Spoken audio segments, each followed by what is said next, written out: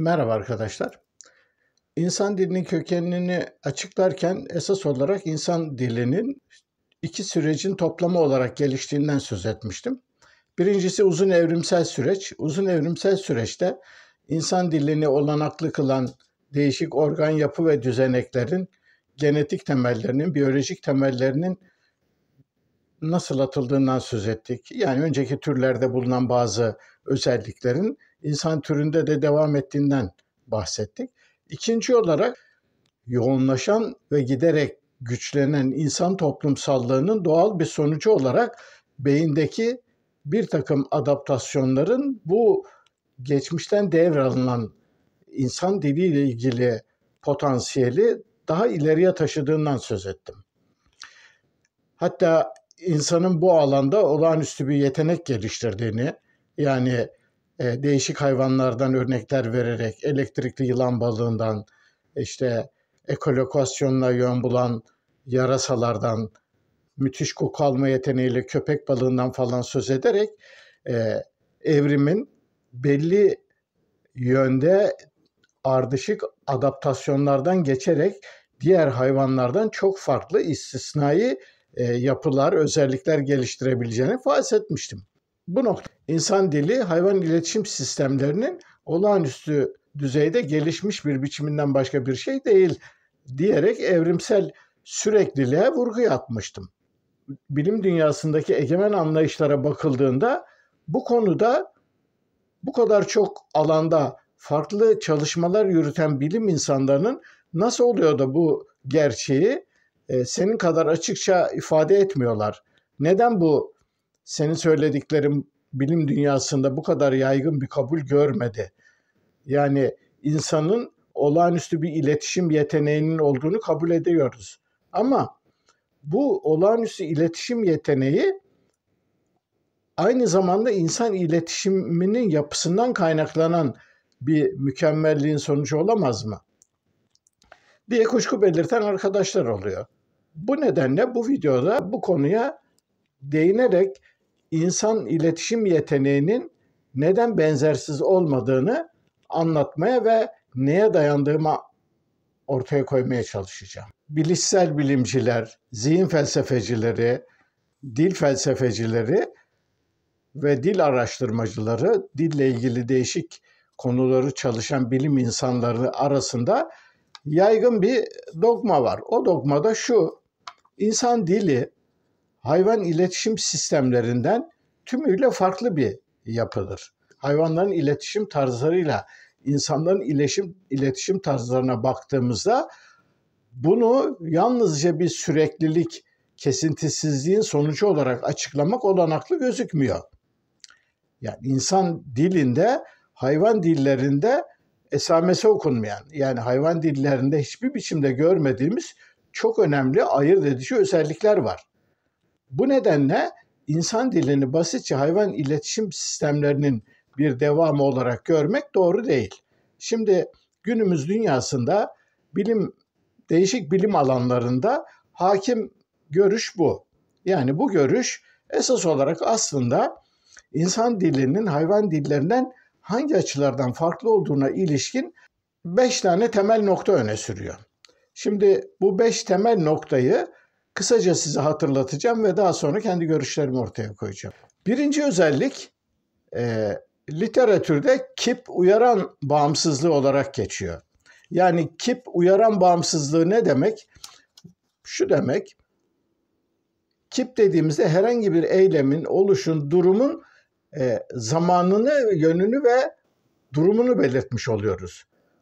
Bu noktada hayvan iletişim sistemlerinde herhangi bir hayvan bir başka hayvana bir isteğini, bir arzusunu ya da bir niyetini belirteceği zaman bunu yalnızca tek bir biçimde yapar deniliyor. Yani ne yapar? Örneğin diyelim cinsel olarak uyarılmışsa, çiftleşmek istiyorsa çiftleşmeyle ilgili sinyaller, hareketler ya da davranışlar göstererek bu niyetini belirtir. O eyleme özgü olarak ve o eylem çerçevesinde şimdi ve o an için ifade eder. Ama insanlar da böyle değil, biliyorsunuz. İnsanlar Yani bulundukları ortamdan bağımsız bir biçimde hiçbir uyaranın, hiçbir belirtinin olmadığı konularda bile konuşarak durumları ifade edebilirler. Hayvanlarda bunun kesinlikle olmadığı söyleniyor. Değişik videolarda hayvanlarda bunun olabileceğine ilişkin değişik örnekler vermiştim, hatırlayacağınız gibi. Evcil hayvanları olanlar bunları çok iyi bileceklerdir. Özellikle de köpeklerle ilgili olarak, örneğin siz köpeğinizin değişik hareketlerinden, çıkardığı seslerden ya da yalnızca bakışlarından niyetlerini, ne yapmak istediğini ya da geçmişte bir şeyi yapmış olmaktan ötürü utandığını, mahcup olduğunu ya da suçluluk duyduğunu kolaylıkla anlayabilirsiniz. Yani bu uyarana bağlı olma durumu yalnızca insan diline özgü bir şey değil. Hayvanlarda da bu değişik biçimlerde dile geliyor. Birincisi bu. İkincisi örüntüleme ikiliği olarak geçiyor. Örüntüleme ikiliği aslında şu: bildiğiniz gibi insan konuşması değişik seslerin yan yana gelmesiyle kelimelerin oluşması ve kelimelerle de cümlecikler, yan cümleler, cümlelerin oluşmasıyla kendini ortaya koyuyor. Şimdi en küçük ses birimine bildiğiniz gibi fonem diyoruz. Fonemlerin bir araya gelmesiyle de morfemler oluşuyor. Şimdi fonemlerin belli bir sistematik birleşmeyle morfemleri, yani kelimeleri oluşturması, kelimelerin de bir araya gelerek ifadeler, değişik ifadeler ve cümlecikleri oluşturması, bu değişik ifadeler ve cümleciklerin birleşerek cümleler haline gelmesi, bütün bu zincirleme davranışlar sonuçta belli bir örüntüye tekabül ediyor. Oysa ki hayvan iletişim sistemlerinde hayvanların durumlarına göre birbirlerine gönderdikleri sinyallerde böylesi bir örüntülenme olmadığı söyleniyor. Yani bir hayvan örneğin kızgınsa kızgınlığını tek bir çığlıkla ifade edebilir. Ya da cinsel olarak bir isteği varsa o isteğini belirtecek belli bir hareketi, dans olabilir, tek bir işaretle ortaya koyabilir deniyor. Dolayısıyla hayvan iletişim sistemlerinde insan dilinde görülen örüntülenmenin bulunmadığı söyleniyor. Şimdi bu söyleniyor ama buna ilişkin de ben çekincelerimi söylemiştim. Çünkü bugün biz şempanzelerin bizden farklı ses yapılarının olduğunu, organlarının gelişmesinin farklı olduğunu, bu nedenle şempanzelerin zihin durumları ya da niyetleriyle ilgili ifadelerini aktarmak için bizim gibi sesli konuşmayı bizim yaptığımız düzeyde yapamadıklarını, ses organlarının buna müsaade etmediğini ama jest ve mimiklerle pekala bunların hepsini başarabildiklerini söylemiştim. Aynı biçimde örneğin kuşların değişik durumlarda sayıları 20'ye 30'u bulan farklı şarkı türleri oluyor ve bu şarkı türlerinin, yani melodik ritimli ötüşlerin bir anlamının olduğu ve bunlarla da bir örüntülenmenin ortaya konulmadığı konusunda çalışmalar sürüyor. Aynı durum örneğin balinaların çıkardıkları çığlıklar ve işte o inilti gibi seslerle ilgili balina şarkıları da deniyor. Onlarda da buna yönelik çalışmalar var. Bu çalışmalar ilerledikçe balinaların düz bir sesle böyle ağıt şarkı söyler gibi hep aynı şeyleri yinelemedikleri, aslında onların da belli bir örüntülerin olduğuna ilişkin yeni çalışmalar var. Yani bizim hayvanların iletişim sistemlerindeki sinyalleri örüntüleyerek birbirleriyle iletişim kurup kurmadıklarını tam olarak bilmiyoruz.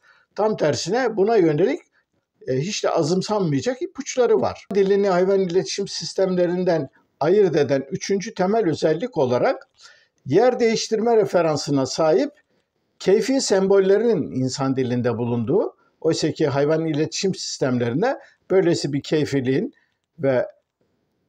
bir keyfiliğin bulunmadığı söyleniyor. Yani insan dilinde keyfiliğin olduğu çok açık. Örneğin işte elma. Elma demem, özel bir ses çıkarma biçimini oluşturmuş olmam, elma denilen nesneyle bu biçim arasında zorunlu bir bağ olduğu anlamına gelmez. Elma sesiyle yenilebilir bir meyve olarak elma denilen nesnenin kastedildiğini anlayabilmek için Türkçe bilen, Türkçe konuşan insanlar bu dilde bu keyfi sembolün bu nesnenin karşılığı olduğu konusunda anlaşmış olmaları gerekiyor. Bu anlaşma olmadan elmanın ne olduğu insanlar birbirlerine anlatamazlar. Videolarımda hayvanlarda bunun da bulunduğuna ilişkin değişik örnekler vermiştim. Hatırlayacağınız gibi vervet maymunlarından söz etmiştim. Yani vervet maymunlarının belli çığlıkları ya da belli sesleri, çünkü yaklaşık 30'a yakın ses çıkarıyorlar. Bu seslerden bazıları örneğin düşmanlarına, yani onlara tehdit oluşturan işte uçan büyük yırtıcılara, kartal gibi, leoparlara ve yılanlara dönük farklı sesler çıkararak onların geldiğini, uzaklaştığını ya da işte tehlike olup olmadığını birbirlerine anlatabiliyorlardı. Yani vervetlerin bu konuşmalarında, yani bu vervetlerin bu iletişim çabalarının aslında sembollerin keyfiliğine bir örnek oluşturduğunu daha önce anlatmıştım. Ayrıyeten örneğin kanzi, koko, alex gibi hayvanların insan dilini belli düzeyde konuşup anlayabildiklerinden söz etmiştim. Çünkü kanzi neredeyse binlerce kelime biliyordu ve bu binlerce kelimeyi bulunulan bağlama kendi istek ve arzularına göre ifade edebiliyordu ya da söylenenleri anlayabiliyordu.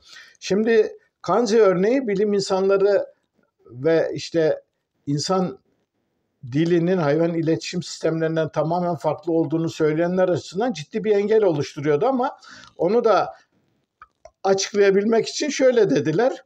İşte kanzi evet birçok başarılı şeyler yapabiliyor ama bunu bakıcılarının sağladığı iskeleler vasıtasıyla yapıyor. Yani şu demeye getiriyorlardı. Normal doğal ortamında olsa kanzi de bunu yapamazdı. Nitekim bonobolar ya da şempanzelerin çoğu kanzinin yaptıklarını yapamıyorlar.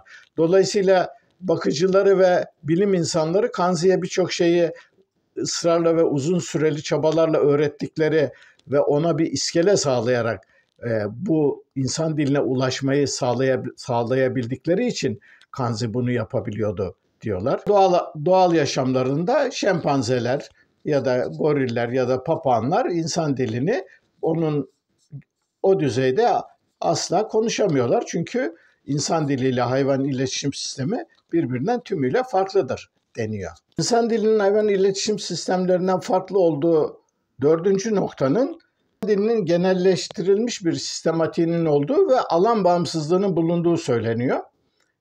Bu da kabaca şu demek, yani insan dili içerisinde belli nesneler, belli temsiller, belli simgelerle ifade edilmesi kabul edildiği için bunlar aynı biçimde başka nesnelere bu taşınabilir. Yani ne demek bu? Örneğin diyelim bir çocuk kitabını okuduğunuzda orada kement kullanan ve silah kullanan farelerin hikayede geçtiğinden bahsedebilirsiniz. Yani normalde doğal ortamda hiçbir fare kement kullanıp silah kullanmaz. Ama insan dili sayesinde farelere bu özellik atfedilebilir ve atfedilmiş bu özelliğinle ne anlatılmak istendiğini de karşıdaki anlayabilir. Yani bu o dildeki simgelerin anlamları ile ilişkili, onların keyfiliğine bağlı olarak insanlar arasındaki anlaşma bu biçimiyle sistematik bir biçimde belli özelliklerin her tarafa taşınmasına izin verir. Bu anlama geliyor. Yani bu dördüncü özellikle anlatılmak istenen esas olarak bu. Bu konunun bir diğer yanı da örneğin hiçbir uyaran, hiçbir niyet yapılmak istenen bir eylem olmadan da insan dili vasıtasıyla biz karşımızdakine bilgi verebiliriz. Yani hiç olmayan bir durumu karşıdakinin böylesi bir talebi olmamasına rağmen ona uyarabiliriz. Burada anlatılmak istenen şu: insan dili simgelere, uyaranlara ve sistematik açıklamaya bağlı bir biçimde yalnızca bilgi vermek amacıyla da kullanılabilir.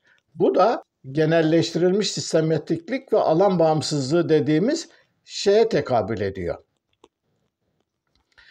İnsan dilini hayvan iletişim sistemlerinden ayırt eden 5. özellik ise insan dilinin sistematik bir biçimde öz yinelemeli, yani kendini tekrar edebilen yapılar biçiminde olduğu. Hatta birçok araştırmacıya göre insan dilini hayvan iletişim sistemlerinden ayırt eden en önemli özellik budur. Yani bu aslında Chomsky'nin giderek yerleştirdiği ve bir dogmaya dönüşen en önemli kanıtlardan birisidir. Şimdi öz yinelemeli sistematik yapı ne demek? Şu demek: yani insan dilinde belli cümleler kuruyoruz, cümleciklerden oluşuyor ve bu cümleciklerle cümleyi öylesine uzatabilme olanağımız var ki bunu sonsuzcasına yapabiliriz. Yani edebiyat tarihinde böyle sayfalarca devam eden cümleler kuran yazarlar var. İnsan dilinin bu öz yinelemeli yapısının hayvan iletişim sistemlerine hiçbir biçimde karşılığının olmadığı söyleniliyor. Şimdi aslında konuyu daha fazla uzatmak istemiyorum. Çünkü bu 5 özellik tek tek ele alındıklarında insan diliyle hayvan iletişim sistemleri arasındaki farklılıkları açıklamakta ipucu veriyor.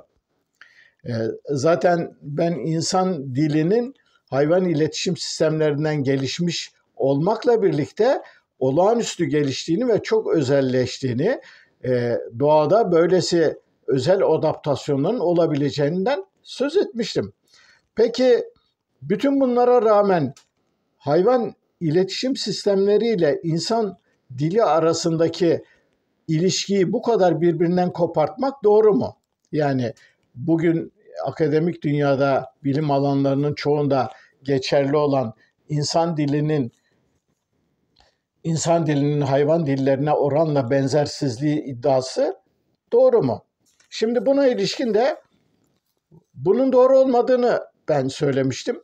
Bunun da en önemli göstergesi olarak yapılan birçok çalışmanın aslında temellerinin sakat olduğunu ve bu sakat temel üzerinde hala günümüzde ısrarla aynı çalışmaların sürdürülüyor olmasının tek bir açıklamasının olabileceğini düşünüyorum. Bu birincisi felsefe bilmemek, felsefi olarak konuya yaklaşamamak. İkincisi mesleki çıkarlar gereği bu işi sürdürülüyor.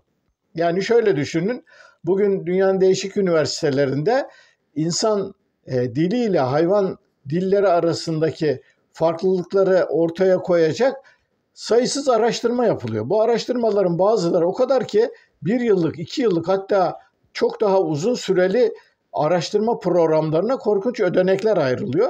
Ve bu ödeneklerde bilim insanları, onlarca bilim insanı yıllarca çalışıyorlar. Ve bütün bu çalışmaları da esas olarak şunu anlatmaya çalışıyorlar. Örneğin dilin öğrenilmesi sırasında çocukların yaptıklarıyla hayvanların yaptıklarını karşılaştırıyorlar ve çocukların dil kullanma becerileriyle diyelim yetişkin hayvanların dil kullanma becerilerini karşılaştırarak buradan bir sonuç çıkartmaya çalışıyorlar. Oysa ki biz daha önce şunu görmüştük.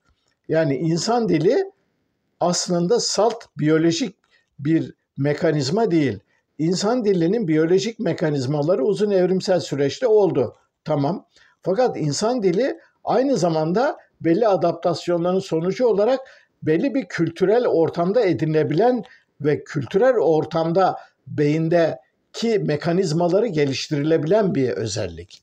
Yani insan beyninde insan diline yönelik nöronların ve sinaptik oluşumların oluşabilmesi için kişinin kültür süreci içerisinde dil konuşan insanlarla birlikte olması gerekir. Oysa ki kurt çocuk hikayelerini anlatmıştım. Yani sayısız kurt çocuk hikayeler var geçmişten bu yana anlatılan ve bu kurt çocuk hikayelerinde hiçbir toplumsallık sürecinden geçmeyen kurt çocuklar hiçbir biçimde 3 yaşından sonra konuşmayı öğrenemiyorlar. Bir daha onlara öğretilemiyor. Şimdi bu kurt çocuk hikayeleri geçmişte çok daha yaygındı. Örneğin en son benim bildiğim kadar Averyonlu Victor diye bir örnek var. Literatüre geçmiştir bu. Averyonlu Victor'la ilgili internette araştırma yaptığınızda bu konuyla ilgili ayrıntılı bilgilere ulaşabilirsiniz.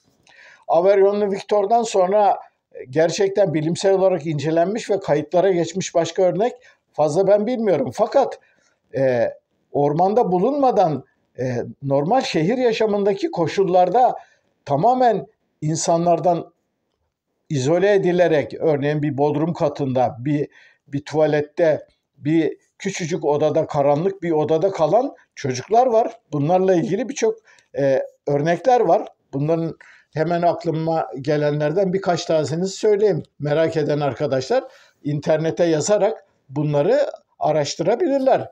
Örneğin 1938 yılında bulunan Los Angeles'ta Jenny vakası var.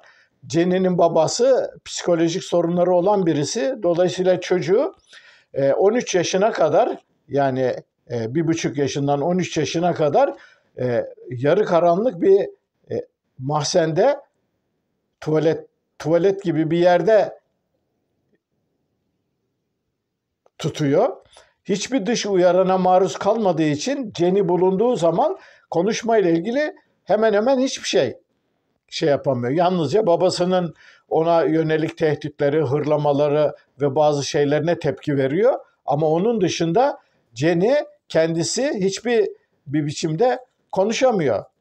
Kuşkusuz bu aradan geçen süre içerisinde dışarıdan bazı sesleri duyabildiği için kurt çocuklardan farklı olarak zaman içerisinde bazı konuşmaya ilişkin özellikler geliştiriyor. Fakat hiçbir biçimde akıcı, düzgün bir biçimde konuşacak hale gelemiyor. Ki bu Jenny örneği tek örnek değil. Onun dışında Hannah örneği var ve Isabella örneği var. Yani yabani vahşi çocuklar diye internette arama yaptığınızda dil edinimi, dil yoksunluğu başlığı altında Hannah, Isabella ve onlara benzer başka çocukların örnekleri de görülebilir. Şimdi bunları niye anlatıyorum? Bunları anlatmamın nedeni şu. Şimdi siz bir hayvana, kendi doğal ortamında yaşayan hayvanın becerileriyle ancak kültürlenme ve dil ortamında bulunması koşuluyla dil edinebilen çocuklar ve insanlar arasındaki dil yeteneği arasında karşılaştırmalar yapıyorsunuz. Şimdi bu yaptığınız karşılaştırmadan aslında hiçbir anlamı yok.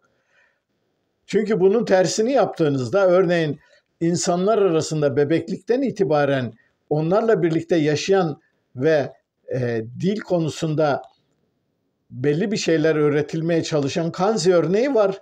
Şimdi Kanzi örneğinde Kanzi'nin yapabildiklerini bilim insanları bakıcıların ona iskele oluşturmasının sonucu olarak Kanzi bunları yapabiliyor diyorlar. Tamam işte zaten biz normal insanların hepsine iskele oluşturuyoruz. Yani yeni doğan bir çocuğu biz her gün yüzlerce, binlerce kez onunla konuşmaya çalışarak dili oluşturan değişik simgeleri, jestleri, ifadeleri ona anlatmaya, kavratmaya çalışarak yetiştirmiyoruz mu? Yetiştiriyoruz. Bunun sonucu olarak o çocuk uzun, yaklaşık 2-2,5 yıllık uzun bir çalışma ve emeğin sonucunda insan dilini konuşabiliyor. Şimdi farklı adaptasyonlardan ve farklı süreçlerden geçmiş hayvanlara belli insan dilinin özelliklerini hayvanlarda bulunmamasından doğal bir şey olabilir mi? Yani hayvanların ona ihtiyaçları doğal ortamlarda zaten yok. İhtiyaçları olsaydı onlar da o yönde gelişme gösterirlerdi. Dolayısıyla ihtiyaçları olmadığı için o yönde bir gelişme göstermeyen hayvanlara insan dilinin bazı özelliklerini kavramaları ve geliştirmeleri için onların zorlanması gayet mantıksız bir şey. Yani kısacası burada şunu anlatmak istiyorum. İnsan dili aslında benzersiz bir iletişim çabası değil. İnsan dili, insan iletişim yeteneği hayvan iletişim yeteneklerinden tümüyle kopmuş, bambaşka bir düzeyde bir yetenek değil. Bunu bunu anlamanın önündeki en temel ön yargı insanı hayvanlardan ayırt eden belli özelliklerin olması. Yani buna inanılmalı. İnsan merkezcilikle ve evrim teorisinin nasıl geliştiğini tam olarak bilmemeyle ilgili bir durum. İnsan dili, insan toplumsallığının gerektirdiği ihtiyaçların bir sonucudur. Buna yönelik belli adaptasyonlardan geçmiştir insan ve bu kültürlenme sürecinden geçmeyen insanlar da o küçümsenen hayvanlar gibi, yani bonobolar, şempanzeler, papağanlar gibi, onlar da hiçbir biçimde insan diliyle ilgili bir özellik gösteremiyorlar. Dolayısıyla insan dilini, insan iletişim yeteneğinin insanlardaki gelişme biçimini kavramak açısından bu dogmadan kendimizi kurtarmamız çok önemli. Bu videonun da sonuna geldim. Beni dinlediğiniz için teşekkür ederim. Yorum yapan, eleştiren, destekleyen bütün arkadaşlara teşekkür ediyorum. Bir sonraki videoda buluşmak üzere. Hoşça kalın.